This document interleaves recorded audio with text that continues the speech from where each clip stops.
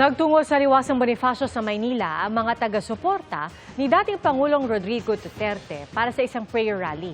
At ang latest doon sa live na pagtutok ni Jonathan. Jonathan?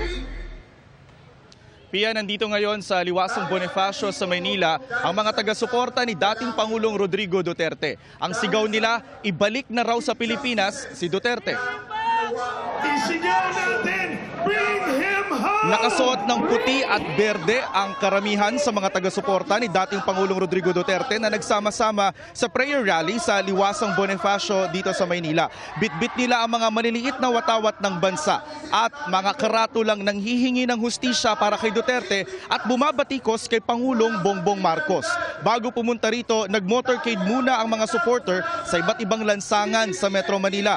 May mga prayer rally din sa iba't ibang bahagi ng Luzon, Visayas at Mindanao.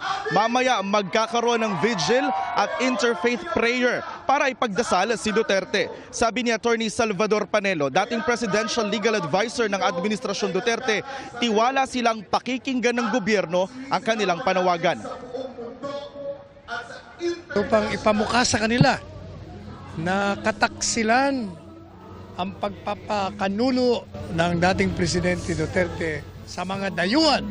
Pag hindi sila nakinig, yan ang simula ng pagbagsak ng pamahalaan. Kabi-kabila ang isinagawang pagkilos ng mga taga-suporta ni dating Pangulong Duterte. Sa Davao City, nakabantay ang mga supporters sa labas ng Duterte residence. Nag-aalay rin sila ng dasal. May pagtitipon din sa Isabela City sa Basilan, Molave, Zamboanga del Sur at sa Mandaue City sa Cebu.